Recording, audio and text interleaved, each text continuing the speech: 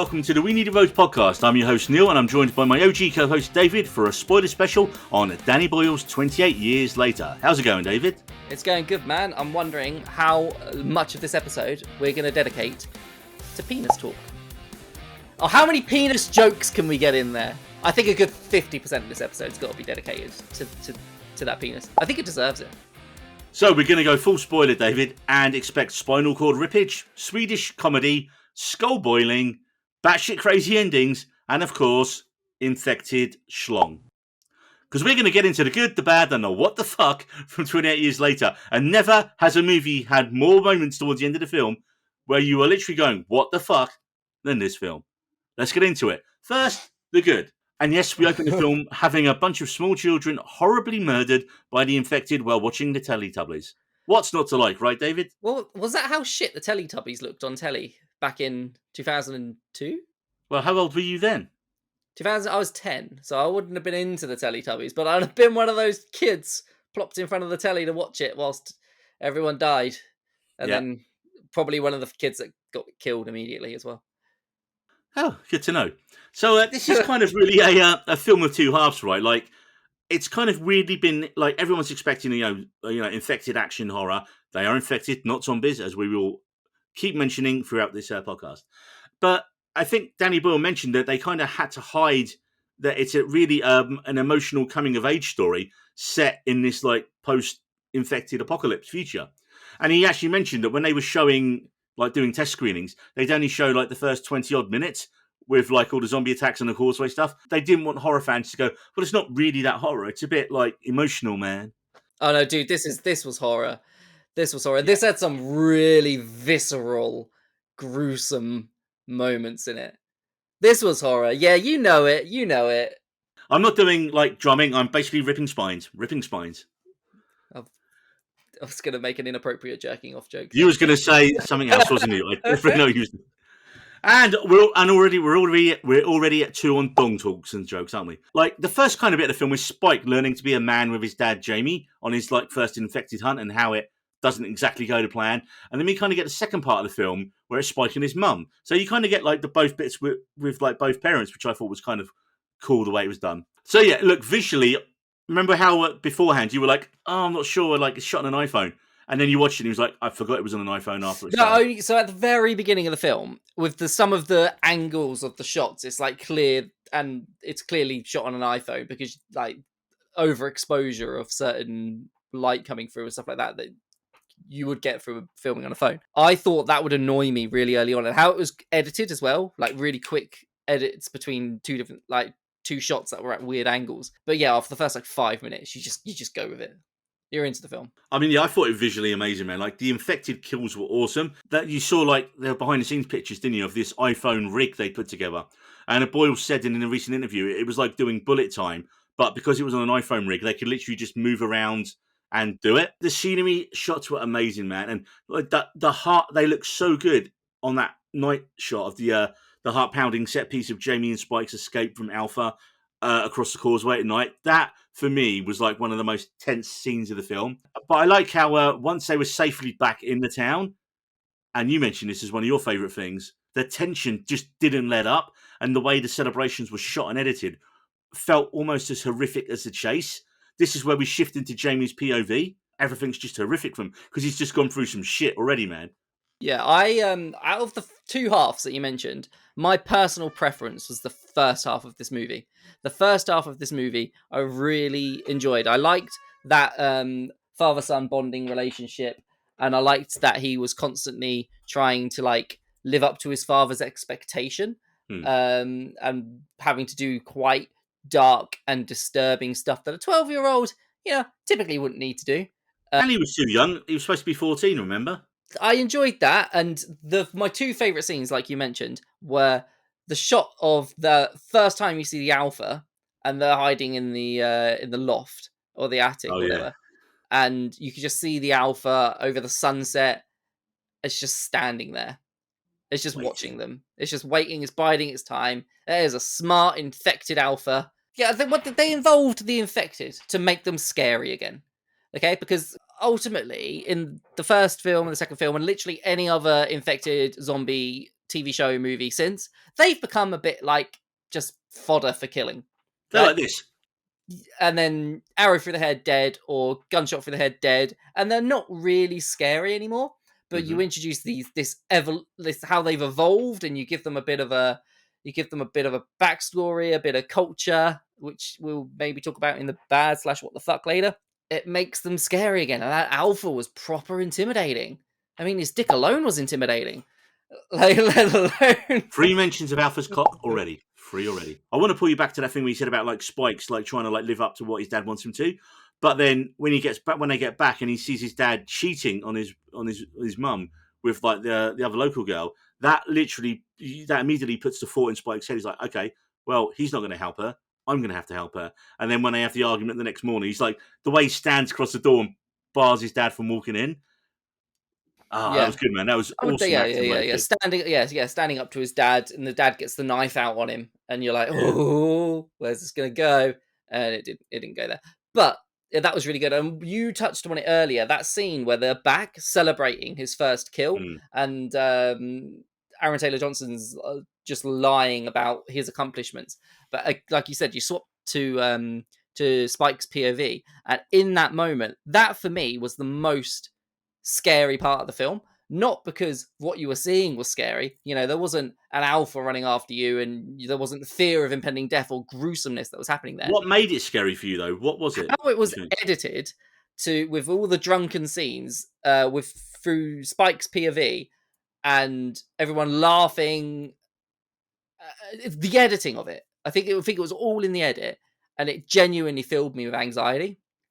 And I think you've mentioned in your notes, it gives you a bit of Wicker Man vibes, and it does in a sense give you that, like, what the fuck is this community? And just how that was all pieced together made me feel more anxious than any of like the typical moments where you would be scared or feeling on edge. Like, there's literally a point later in the film where an alpha's after a baby, and that didn't scare me as much as this party scene did, or just like give me anxiety. I think the way it was, like you say, the way it was shot, the way it was edited, like some of the weird kind of off-kilter angles and that, and just the noise, and it felt more of an assault on the senses than the actual attack by the alpha. Now, one other thing that was really cool in it, and I didn't get it, and we both missed this at the time, I think, is when you see that tease of the infected who's being hung up in the bag and not killed. And like, who would do this? And we just didn't know at the time. And it's only when we get the reveal at the end of the film, and they had something carved on it, but we couldn't really make out what it said. I tried to read that every time it cut to it. I was like trying to piece it together. I was like MY, and then I was like, eh. And I was like, what is that? Apparently, it said Jimmy. Which makes sense now. For the end. I do want to talk briefly about Alfie Williams, because the kid was fucking superb, man. He was 12 when they made this. Like, you look at that performance, man. He carries this film himself. Like, we talked about the kid in Adolescence earlier in the year and how great he was. But I think he's got a challenger here for best child performance of the year with this Alfie Williams in this one here, man. Yeah, managing to hold a movie of this scale on your own when you've got Cillian Murphy as the protagonist of the first film. Oh, okay. To live up to, That's big fucking shoes to fill, man. If he goes on to have the career that Cillian Murphy's had, he's done all right. Oh, he'll have an Oscar. Yeah. As well. And he'll have worked with Christopher Nolan quite a few times. Now, one thing that I think we both loved, and we said about this the second we got out of it, this had one of the funniest scenes of the year in as well, which you would not expect in this type of film. And I question, though, do you think we found this scene as funny because we weren't expecting it? Yeah, 100%. 100%. It did, like, I proper belly laughed in it. And it's just weird because I sit on my own in the cinema, even though we're both in the same screening. You're in one corner, I'm in another corner, because we secretly don't like each other. And I proper belly laughed to the point where I felt awkward with everyone around me, because I was like, I'm thinking people were staring at me. What was so funny? Why were we laughing? I tried explaining the joke to Natasha, and I cannot explain it in a way that actually makes it funny. So I think it will better off watching this. We won't spoil the joke. It's a spoiler special though. Yeah, but we won't spoil this joke if you see it. Oh yeah, people were gonna have already seen it. You know what Yes. we're fucking talking about then? We're talking about the lips joke. What the fuck's What's what's wrong with her her face? What's Yes. wrong with her face? We know it. When Swedish soldier Eric gets out his phone with 1% battery and shows Spike a picture of his girlfriend, who is a typical tattooed young girl with all the fillers and the giant lips, and just Spike saying, "What's wrong with her face?" And just my god, There's a girl in the village that has that problem where she gets stung or some bollocks. A reaction. yeah. Oh, it was so funny, man. I mean, the moment really brought home to me that holy shit, they are really cut off here. The rest of the world is going on as normal because I think even Eric mentioned an iPhone. Yeah. He's like, obviously, oh yeah, I thought I'd join up and do this for fun, and and he's like, and then he's obviously utterly fucked. It made you realise that how cut off and regressing backwards they are, and the rest of the world's just like, yeah, fuck it, enjoy. You've created this rage monster virus, and yeah, enjoy it. I love the fact that the French are patrolling in boats to make sure no one gets out as well. Yeah, well, and the Swedish apparently. And the Swedish, so is everyone just doing it? The whole EU is just there making sure that nothing leaves. The one thing that united the EU apparently was keeping us all on our little island. Yeah. And now the big thing that I really liked about it, and I knew it was there, but I didn't really get as many explanations about it until I dived into it and research afterwards, which is obviously the subtext of the film is that it's all about post-infection Brexit England and how society has regressed to an almost medieval village format. And the bitter irony that the UK was the only place in Europe that succumbed to the rage virus. The rage of the gammon classes, as I like to call it, David. Yeah. And yes, I had to explain to David what the gammon classes were beforehand. You did. I didn't know. I'd never heard that before. But when we first came out of the cinema, we were speaking about the shots during the boots segment, which we felt wasn't as good as the trailer. how it was shown in the trailer. But what you're saying there about it, society regressing, and it sort of explains all the medieval shots that were used in that segment, along with other shots of people bow and arrows and other wartime footage. Yeah, and back when Britain was great, and England was great, and Britain was best, and all that kind of nationalist stuff. The way it shows Britain is really anything but fucking great in this film. It's an isolated, forgotten land. It's abandoned and shunned by the rest of the world for 28 years. It's a literal and figurative reflection of post-Brexit anxieties about isolationism and nationalism and what happens when you sever yourself off from the rest of the world. And this weird tribal lawless landscape that develops. Yeah, it's got this in the town. They've got this darkly nostalgic feel for returning to that glorified version of what Britain was. Kind of like what everyone on GB News goes on about all the time. Make Britain great again, all those people. I was just going to say, in a weird way, they're kind of living as well that exact life that they want. Yeah, aside from the fact that they've all got to go out and do little chores and kill someone infected every now and then, they're sort of living that there's the post office that's there, and there's the milk person that does the milk, and then there's the baker, and then there's all these people that you'd think if you went back to the 30s or the 20s, that's just how it was, Yeah, and it's kind of the film really massively goes into that. I got it the first time, but I didn't delve into it. I wasn't thinking about it as much when I was watching it the first time. You're just enjoying the film, aren't you? You're just enjoying the film. You can enjoy the subtext of it now. I mean, I like I say, you got the idea of Britain as a lost nation, and it's even the Swedish guy was saying, how should Europe come in and even take control of it, or is it even worth the hassle of trying to salvage it at this point? Boyle himself said it's impossible to make a film about an isolated Britain without it echoing what's happened in the real world. The virus is rage, but it's also about the anger that division leaves behind. What surprised me about this film, and I enjoyed more from it, it did something different. It could have easily just gone to the well and gone, oh yeah, here's some survivors, and there's going to be zombies, and then the zombies are going to attack everywhere, and then they're going to have to run away again.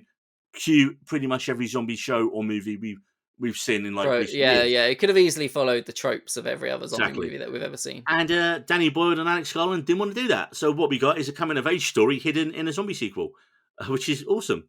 I know you just said that it doesn't touch on it. I think it does follow some zombie tropes. Oh yeah, it does. That you're in there, it tries to invert them.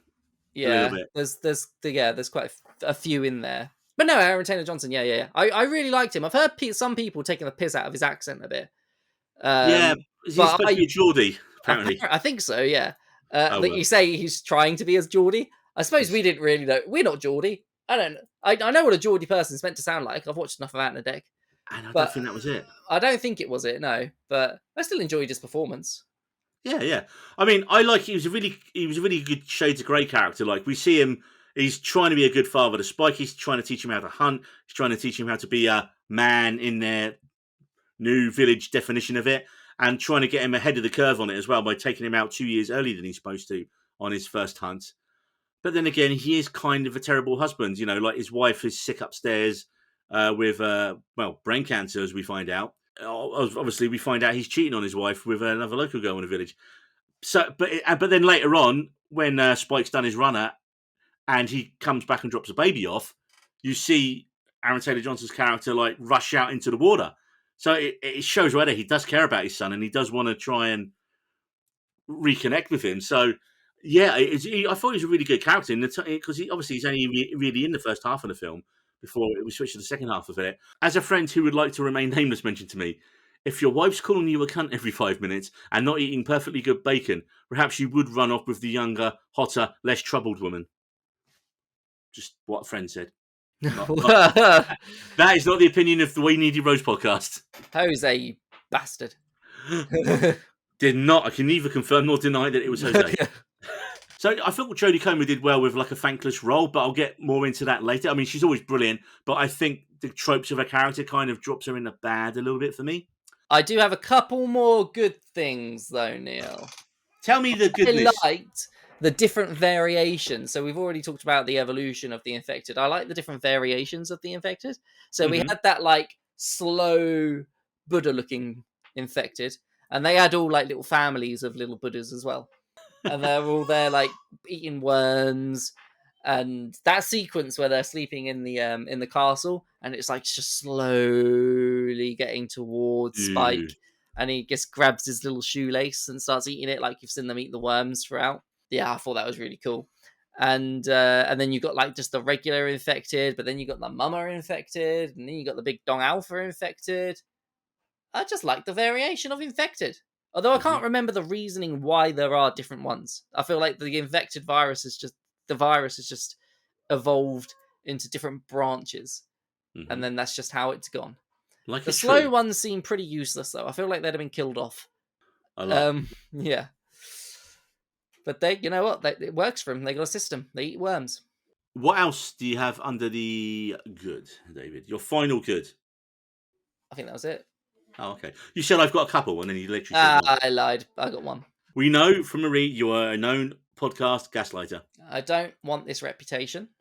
Well, you have earned it, and it is sticking with you.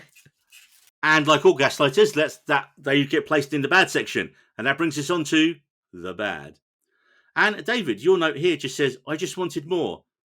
The opening scene. You wanted more children murdered? I did want more children murdered, not in the sense that like I would have been cool. So I really liked the fact that they were like showing the vulnerability of kids at the beginning of the infection, because they'd have been fucked. Let's face, like I said earlier, if I was a kid, which I would have been, I'd have been 10. I'd have been the first one gone. You know, there's no chance. What would you have been watching instead of Teletubbies at 10? At the age of 10, probably Dragon Ball Z. I would have said that was my Dragon Ball Z phase. I'd have said Dragon Ball Z, bit of Pokemon, bit of Digimon, maybe a bit... Or, you know what I really liked? Like the Jackie Chan TV show. Do you remember the Jackie Chan cartoon? That was a thing. No, because when you were 10, I was probably in university. That's what I'd have been watching. And I put the opening scene in the bad because I felt the priest section of it felt very, very tropey. Like that, like I mean, how many times have we seen a priest in an apocalyptic thing being like, "It's the second coming, come child," and all this sort of bollocks, and you're like, okay, well, you kind of just eye roll about it a little bit because you've seen it so many times. And I was kind of glad it happened in the opening scene because that's in the trailer, and I didn't want that to be a real big plot point of the trailer. This sort of cult that's just religious and thinks that this is just, you know, the second coming of Christ or whatever, or the what's the word where everyone gets chosen? What's that called? The Rapture. The Rapture. That's it. Thinking it's the Rapture. Or the Leftovers. But I was disappointed as well because 28 weeks later has one of the best openings in infected zombie movies ever, horror movies ever, and I'd argue movies ever. It's a fucking good opening segment, It is and very good. and you and if you compare the two, it's not comparable. I did just see a really cool take online, actually, where someone was defending Robert Carlyle's character. And I was like, I'm sorry, you've got your own family there, and some little kid who's just wandered in through the door, who's running around like a knobhead, who's definitely going to get you all killed if you just... And like, he absolutely did the right thing. He went and because they said everyone calls him a coward for running away, right? But actually, when that first infected's come through the door, he's bashing them in, he's fighting them off, he's doing all what he's supposed to do. It's only when the kid's being a knobhead upstairs that he's like, okay, well, I'm going to have to run out now, aren't I? I tried. No, it is just one of the best opening sequences of I love it. It's one of my favorite opening sequences of all time. It would be up there. Nice. And this just wasn't, and that's why I put it in my bad. It wasn't a bad opening sequence. It just wasn't. I expected on that level. It didn't live up to the two opening scenes of the previous entries in the franchise. I mean, the opening scene of the first one is just pretty cool because there's just a lot of shots of London. Oh no, and the music and the build up. Oh wait, no, the opening sequence. The opening sequence is the apes. That's the opening sequence. Yeah, but I mean, after that, like the opening of Jim in the hospital. Yeah. More Willie, David. More Willie. Yeah, but that Willie is. I mean, poor Cillian Murphy, man. That's just. What you're saying? He isn't going to have a helicopter off with Alpha in the first in film. Comparison, Alpha's winning that one. Alpha's taking off. I think a lot of people haven't been a fan of the tonal whiplash of the film, right? It's like post-apocalyptic horror action, then it kind of goes emotional mother-son film with a bit of folk horror, and then whatever the fuck the last 5 minutes was. So what do you think? Do you think it's a bit tonally all over the place, or do you think that works for the film? I think the first two halves worked for the film. The end of the film is just like, it was like a different movie. Mm-hmm. Just a completely different... It's like the film just ended after Spike dropped the baby off, and then whatever the fuck happened at the end was just it was like a different film. That's how totally different it was. Which we'll definitely be getting into in our later sections. Now, here's something I asked and you beforehand, and you've already kind of answered it for me, but I'm just going to mention it anyway. It's like, why were the Swedish there? And we know they were there because they were in a boat and the boat sank and they ended up in England. Fucked. But I've forgotten. But just the way they were introduced, why didn't they show the boat like sinking or something and then coming onto land? Just a couple of shots. They showed the boat whilst they were hiding in the loft, didn't they? And then that was sort of... They said it was a French boat, but it probably was that Swedish boat.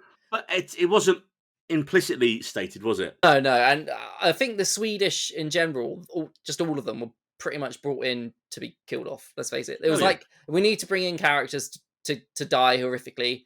No one's died horrifically in a while. We can't kill off the mum and the kid just yet because, they're our main... Yeah. They're our main characters. We'll have to bring in some new characters just to kill off. I just felt like it could have had just one more scene of them actually landing in the country, So I went for a wee, right as Jodie Comer, just right as Spike and the mum got off onto the mainland Britain. I went for a wee. So I don't know what happened in that. Is the first scene that we saw of the Swedish, that scene of them running away? Yeah. It just feels like you've suddenly cut into a different film. Okay. I was like, who are these people? Why do they have guns? Why are they running? And then eventually it's like, oh, why are they Swedish? Why are they Swedish? Yeah, so my big bad with these is the death of our main Swedish guy, who's Eric, thank you. The Viking. Was spoiled in the trailer. So if you'd watched the trailer, I knew Eric was going to die the second that they see trains. Oh yeah, because you like said the second you see trains, it's like, okay, well, Eric's dying here, and he did.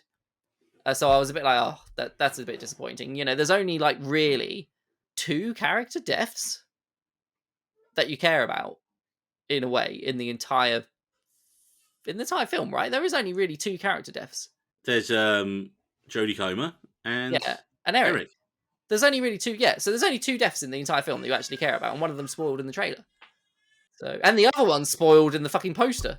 I was about to say, yeah, like holding the skull. Now, one bit about the Swedish there were rumours that there could be future conflicts between survivor cells and outside forces in the sequel. So, like, people coming into England and going, what the fuck has happened to these people? You could have, like, these bands of, like, survivors with their bows and arrows and, like, defending their Ingerland against all the foreign invaders. Against people that have modern right technology and modern weaponry and can use modern methods of warfare, which includes not actually arriving to shoot them in the first place. It's just missiles. Drone the fuck out of them. Missiles straight off so that's a bit dumb if that is the case. Now, Jodie Comer, look, we always know she's brilliant in everything she's in, and she was brilliant again here. But they're giving a parent cancer trope. I was kind of like, Also, this, and I didn't know this, because generally when you see someone with cancer in film, it's portrayed, obviously, they lose their hair, then you see them in bed looking weak. It's generally portrayed a very similar way a lot of the time. At first in this, I thought it was Alzheimer's, because I don't think I'd seen someone experiencing cancer in a movie or a show who were having, like, the memory loss and the mood swings. And I was like, where was that explained? And then you told me, because I missed this. Yeah, Ralph Fiennes explains that it's cancer that spread to her brain, and that's why she's getting... that's why she's having... I mean, I've never experienced anybody with either Alzheimer's or those sort of symptoms. I've had people that have had dementia, much less of that. So if you're going to give her a disease, give us something else, but something where she isn't just in and out of it all the time. I liked the fact that she was in and out of it a bit, because it added tension to certain scenes that wouldn't have been scary without the fact that they're having to really, like, almost baby her. She was the baby before the baby came along, in a way, because you don't know what she's going to do. You don't know what she's going to say. You don't know what noises she's going to make. You don't know what reaction she's going to have to any given scenario, because she was completely loopy. And she keeps calling Spike Dad at one point. Yeah. Like, so there was a lot. Why is she calling you Dad? Also, kind of on the bad, Dr. Fine's bone collector. Right, so you've trailed all this way with your mum. I can't save her. But tell you what, I'm going to blow dart you asleep. I'm going to blow dart her to end her suffering. Okay, fine. By the way, within a few hours later, here is a bleached skull. Yeah. And do you want to go and put it on top of my bone skull Christmas tree? The kid in less than 12 hours has added 2 skulls to that Christmas tree. Yeah. He added the Swedish dude, Eric, and he added his mum. And it's like, here's a skull. Here's another skull. There you are, lad. There's the 2 people you came with.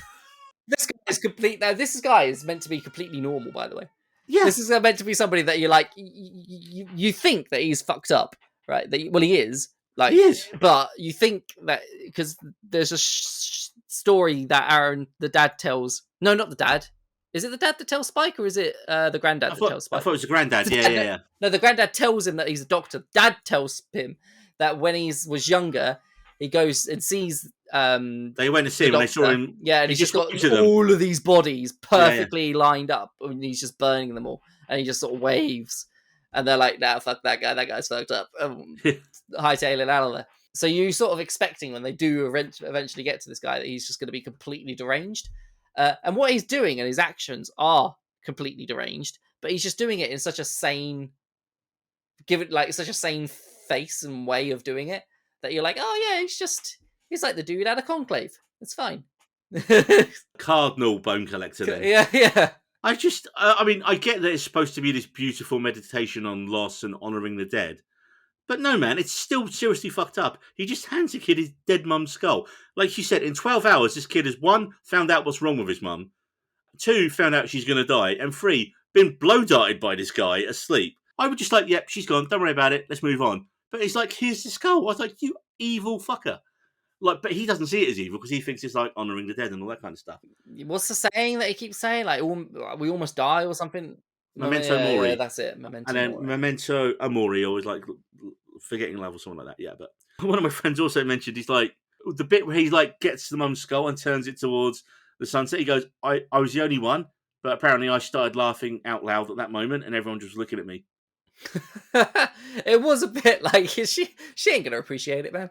Like I Yeah, get the right, yeah. sentiment behind it. Like people do that though, don't they? They'll like put they'll scatter someone's ashes on a hill so they can overlook a beautiful thing or something like that. I suppose it's your own whatever your own beliefs and stuff, The isn't Big it? Lebowski did it best. It's a nice thing to do. I mean, I'd rather have my ashes scattered on a beach or something than in a dumpster. I probably won't know, but I Yeah, like that either way. you'd hope you wouldn't know, Yeah. because. Now, one thing that my friend, you, and me all mentioned as a bad in the film: why did Kelson, Dr. Ralph Fiennes' bone collector, Cardinal bone collector, chicken tandoori man, why did he not kill the alpha when he had the chance when he was stunned? Unless David. Well, yeah, I also was a bit confused as to why he didn't just slash his head off, and he's there just like trying to grab the head off him at one point. It's like, give me the head, which actually made me chuckle a little bit. So I think that there must be like some societal repercussions, or he must know something that we as an audience don't know as to why he didn't kill that alpha. Because like it's such an obvious thing to do. Like kill the massive giant dick threat that's right in front of you, You're up and, to like 5 dong mentions, man. and just and then it's dealt with, right? You ain't got to worry about it. But so I feel like there would have been like massive repercussions somehow for him. Where would you put the giant member once it had been like Man, that would have gone top of the Christmas tree, man. That would have been the star on the Christmas tree. Alpha Star? Yeah, Jesus. I would say that bone tower. you could have probably shaped it into a star. So, There's enough of it, man. The bone tower did not look structurally sound to be climbing on either. I'm just going to say that. it had steps. It was fine. Okay, now one thing that I wasn't again clear on, but it was kind of explained by Danny Boyle afterwards, but I feel it could have been made a bit more implicit in the film, is that how have the infected survived 28 years? Because they ignored what was said on the blurb at the start of 28 weeks later, when it said the infection burned out within about 5 weeks. And one of the complaints was ignoring that film, because if it was so virulent, how could it still be there 28 years later? And like I was kind of like, well, you look, infected have to eat. So how have they survived this long if they've just eaten everyone and turned everyone else into infected in these small pockets? Well, I heard an interview with Danny Boyle, and he said they've basically evolved over the years and learned how to eat and reproduce, which I guess explains those weird night vision shots of the infected eating, which looked like animals. But I just don't think it was clearly defined enough. So I liked the fact that it wasn't clearly defined, because then you would have needed an exposition character who was just there just to do an exposition dump about why this is a thing and why Mhm. it's like this right now, or it would have had to have come up on the screen, and it would have had to have been quite a lot of text to have explained that, and it wasn't necessary. It was done in small pieces. We know that they've evolved over time. We know that there's alphas that are basically the infection has acted as a steroid to them. They're like the Terminator infected. Yeah, so that was explained. So I feel like we didn't need to have it like written out for us like children why it is how it is. Okay, yeah, like just thinking about the alphas again. Like, yeah, the Terminator allergy. They absolutely will not stop until they rip your spine out and then hang your spine next to their penis and then start conducting. Yes. Infected baby. I thought there needed to be a bit more on that as well, because there's that one line that explains it where they say, "Oh, it was what was it again? The placenta, the power of the placenta. Yeah, the power of the placenta." it is pretty. To be fair, man, it like the whole baby thing, and like women being able to make babies is fucking crazy. Because my job was done in 5 minutes. Natasha had like 9 months of that building a human. Next up on David building a human, what would have happened if the infected woman had given birth? Would they have gone, "Oh look, it's not infected, bite it, and then it would become infected," or would they just eat it for food, or would they raise it as an infected, like, "Oh look, you're going to be infected one day, yay"? So this is I my don't thing. know. So yeah, so you were saying you didn't know why the infected had managed to last this long. So it's clear that the population of the infected isn't the same as the population of like right now, right? Yeah. Because they'd be fucking everywhere, swarming all over the place, and you wouldn't not see one when you just walked around.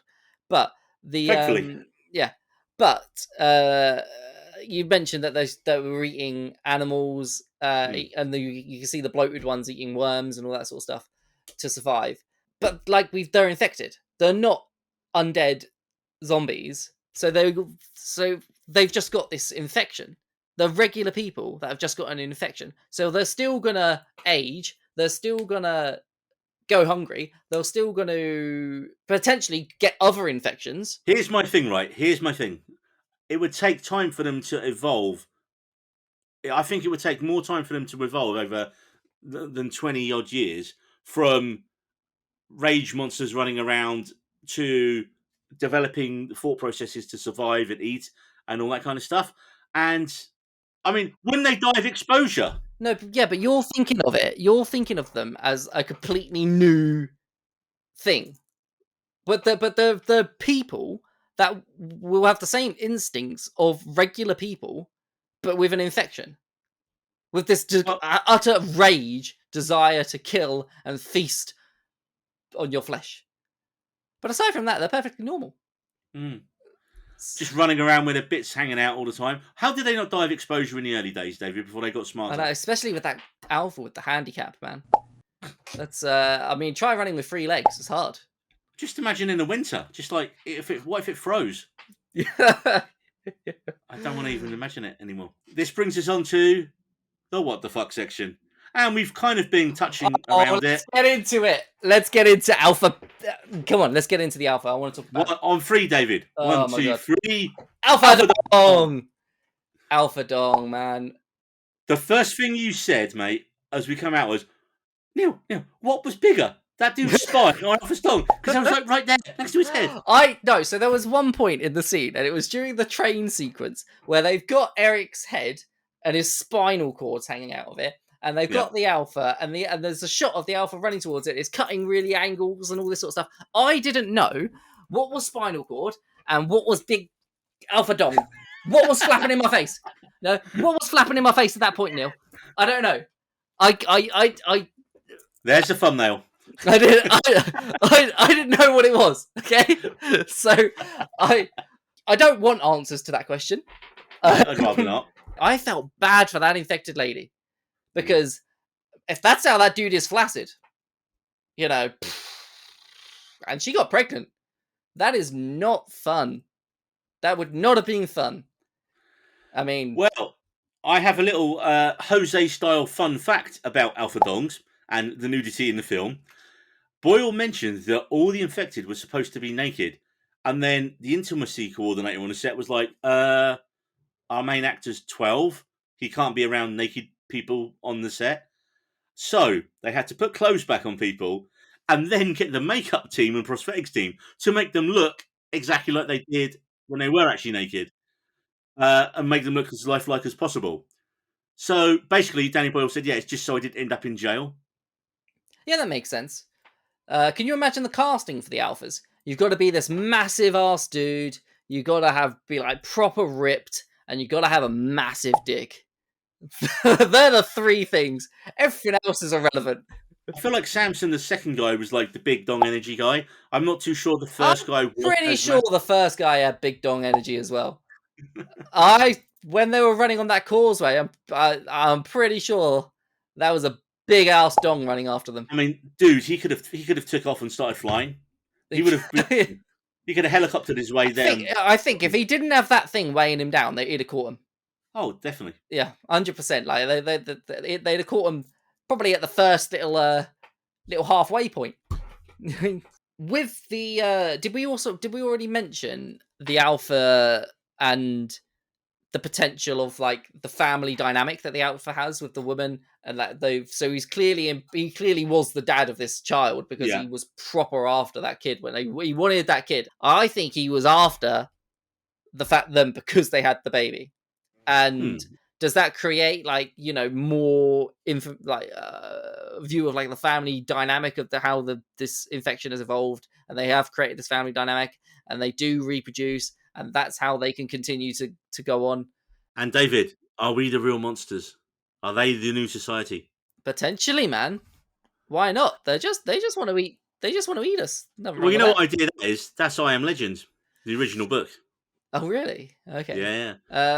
But anyway, That's I Am Legend, the original book. yeah, with the baby, you were saying like, what would have happened with the baby? Would it have been zombie baby? Would it have Mm-hmm. been? Would they Well, have what they eaten do, it? yeah. Or, which is where I think it's heavily implying now, because our main characters have got it, normal humans, that this baby's like it implies that it could be potentially, or they could definitely go down that it is immune. Gives it a Route. whole Last of Us thing, doesn't it? Yeah, it does go down that this baby could be an immunity. You could have Geordie Taylor Johnson out on the road in the second film, Pedro Pascal's skull, with a baby in his backpack, fighting zombies, trying to Yeah. find his son. I hope this isn't a one-off thing as well, because that kind of annoys me when What, you want more dong in the second film? I want all of the dong. Man, if there's not two dongs fighting each other, a dong off. Nah, David, I'm just glad this film was not in 3D. uh, Or worse, 4DX. yeah. The wind As it's swooshing past. on the causeway, the water from... No, stop. I think we need to finish Dong. off the dong, David. All right, I'm done. Are we done? Are we done with the dong? We're I done think with so. the dong. I'm going to have to put a dong counter up, aren't I, in this episode? Just, yeah. This has been said so many times. Now, you would think giant infected dong would be the main what the fuck moment from this film. You would. That's going into the film. Okay, haven't seen that before. That's definitely stood I've out. never seen a giant infected dick before. Nice. This film had something up its sleeve, didn't it? The last 5 minutes of this film and the introduction of the Jimmies. What even were the last 5 minutes of this, man? Yeah. It's mental. Not even 5, what was it, last 2 minutes? So we get to the end of the film and Spike's running off from another bunch of infected and it looks like he's going to get overwhelmed and you know someone's going to swoop down and save the day. And let's be honest, we all thought it was going to be Cillian Murphy or Naomi Harris from the original film, right? I was like, it's going to be one of them and they're going to be like cool, ultra zombie killing dudes and dudettes now. And no, it was Jack O'Connell. And it was Jack O'Connell with a dodgy shell suit and some gold rings. And I just didn't get it at the time. I was like, okay, that's kind of strange. Yeah, Jack O'Connell, you're going to help out Spike. Oh, wait, here's all your friends dressed up like Power Rangers in their different coloured tracksuits with really strange blonde wigs. And apparently there's heavy metal music playing now. And they're really good at killing infected. Okay, that's strange. And then the film ended and we were like, okay, that's something. Neither you or me noticed this, David. I didn't get it. I'm quite proud of myself that I didn't get it, to be honest. Yeah. So when I went online afterwards and was looking, everyone was like, oh my God, they were supposed to be Jimmy Savile. And then the name of the gang, the Jimmies. And then you see the picture of them that was released after, and you're like, why in the blue fuck would you introduce a bunch of people dressed up as Jimmy Savile at the end of this film? I know, Cheddar. Why? Oh, you can hear him. Yeah, he's not happy about it. He was just like, "What the fuck was that about?" So Danny Boyle confirmed in this interview that where the timeline of the first film happened, it meant that when the infection hit, Savile basically hadn't been exposed, and therefore Jimmy, the kid from the beginning of the film who ran off and we didn't see again and completely forgot about, didn't know what we all know in the real life. Knew. Yeah, retrospectively, yeah. And so in this timeline, he kind of grew up with him, or the memory of him, as a positive role model. I'd have idolised him. Yeah. He'd have been on the telly all the time. You'd have idolised him. He would have been your hero. If your male influence is your father, who's a priest, who didn't really seem like much of a man, so your manly man image would have been Jimmy Savile. That would have been it. So why wouldn't you want to dress like and be like Jimmy when you're older? And have him be your religion. Maybe, if that's the route they're going to go down. It could definitely be that kind of thing. I was getting of Jimmy. Didn't they call him Saint Jimmy? Did they? Saint Jimmy? Or I'm not sure. I'm not sure. But yeah, it makes sense, dude. And it also makes sense the sort of karate-ass-esque moves that they're all doing. Because what else would they have been watching? They'd have been watching, like, Power Rangers. We mentioned them looking like Power Rangers with the different coloured suits, which again makes sense. And they'd have been watching Power Rangers, so they were copying a lot of like the Power Rangers-esque moves to kill some zombies, like parkour. I can only think that the people who own the rights to Power Rangers are like, oh no. No, no, no, no, no. Power Ranger Jimmy Saviles. We do not want to be associated with this association, shall we say. Yeah, so look, Jack O'Connell said in an interview as well recently when he was doing promos for Sinners, he goes, if you think I'm a bad guy in this, wait until you see my next role, which I assume he meant this. I hope they don't actually end up being paedophiles, though.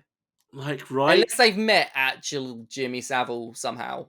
And, like, the leader is Jimmy Savile, and he's just alive and well. Oh, God, no. That'd be the worst thing ever in history. How old would he be, actually, 28 years later after 2002? How old? He'd have probably been dead, right? Hopefully. Yeah, he'd have been dead. He wouldn't be, yeah. So, look, not surprisingly, most of the American audiences missed the Savile iconography at the end of the film as we did. But it's such a weirdly British, uniquely British depiction of evil to show for the end of the film. And I saw one comment online where someone said, bloody good luck to Nia DaCosta, who's American, directing the sequel to this, where apparently these guys are going to have a much bigger role and be central to the plot. I mean, the actual what the fuck of thinking it's a good idea to base a character on one of the country's most notorious paedophiles and utter bastards of all time. Like, and some people have said, oh no, why they've done this? It's really in bad taste. Now, even as if we expect the character proves to be an utter bastard and eventually gets what's coming to him, you know, in the second or the third film, all it's done really is remind people of one of the UK's worst paedophiles.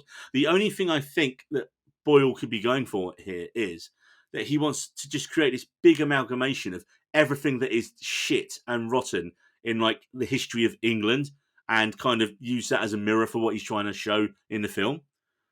So that's my theory on it. Yeah, what about you, David? Yeah, you're gonna get like the cult of Rolf Harris and the cult of Gary Glitter, just going at each other. Like they're all just rivals. And then the Swedes turn up and just shoot them all. Yeah, okay, good Sweden. This got dark. This has got so dark, David. There we were, happily chatting about alpha dongs and helicopter dongs and just dongs in general. And now we're on just the worst people ever in the history of Britain. We need to stop. We need to stop, David. Coming to the end, what is your rating out of 5? And is this film a recommendation? 100%. I really enjoyed it. Even though the end of the out film... of 100, David. What? It's out of 5, not out of 100. Did you say out of 100? I said it's out of 5, not out of 100. And you went 100% straight away. Oh. 100%, as in I would recommend it. I would recommend it 100%. I would give it 4 stars out of 5 stars. Yeah, for me, I thought it was superb with a few caveats I think we've gone through in this episode. I'm giving it a 4 out of 5 as well. And that's a strong recommendation. And I really need to know now what Boyle and DaCosta are planning for the second and third films. And in case you didn't know, dear listeners, viewers, and David, the sequel to 28 Years Later, The Bone Temple, is due out in, as we record this, 28 weeks. So it's coming out in January 2026. What could a bone... What could a bone reference, do you think? I mean, we've seen a lot of, you know... What do you think it's going to reference to? I don't know, based off this film. Is there going to be a temple of alpha dongs? It could be the Bone Temple. Anyway, I asked for comments, David. I asked for comments about this film. And from our friends over at Cast Me to Hell, a horror movie podcast, they said, the first half was incredible. The second half was a bit predictable, but still fun. And the final 2 minutes were like Danny Boyle took a shit in my eyes. That is a poster quote right there, my friend. That is a poster quote. From Unnamed, and again, another friend who didn't want to be named for his comments. Yeah, it's shite. The script goes downhill when Ralph Fiennes turns up looking like a tandoori chicken breast. You love your mum and she loves you. Well, genius script writing. Oh, and by the way, I'm just going to go over here and kill her, boil her skull clean and give it to you. And as you and me both said, why doesn't he kill the fucking alpha when he stuns him? I tell you who has the rage, Neil. Me. Man, that person hates movies. This is my friend who years ago walked out of The Matrix the first time we watched it. And I will never let him forget that moment. Wow. At what point? About 20 minutes, half an hour in. He just wanted to go back to the pub. That's like at the choice scene, isn't it? He's realised his mistake and he has paid penance over the years. He has to rage, David. He definitely has to rage. Right, well, that is all the time we have on this week's episode of the We Need a Roast podcast. I'd like to thank my co-host, David. David, where can people find you on the socials? I'm going to start off with the first one, because I feel like it's quite relevant to what we've been speaking about. On Blue Sky, you can find me under Long D at Blue Sky. It might be Long D at Blue Sky. Long D. Are you going to change your name to Alpha D now? No, I'm pretty happy with Long D. Feel like it's it fits me. It doesn't fit me at all. And where else can people find you? And you can find me also on Instagram under We Needed Roads. And you can find me at Needed Roads on Twitter, Neil Gregory78 on Instagram and Threads, and NeilG78 on Blue Sky. And for more We Need a Road shenanigans, you can find us on Spotify and also on YouTube, where you'll find our full library of episodes. And if you like what you've heard, hit that bell icon and subscribe, as we also upload lots of short form content now. If there's something we see and we go, oh, that's cool, we do a video about it, and it goes on there. So subscribe, follow us on there, because you're going to get a lot more videos than just the regular pod as well now. And don't forget to leave us a comment on what you thought about 28 years later, and of course, all the dongs. Was it Spartan or was it Dong? Let us know in the comments. So make sure to join us next time on your favourite Dong, plutonium-powered pop culture podcast. See you then.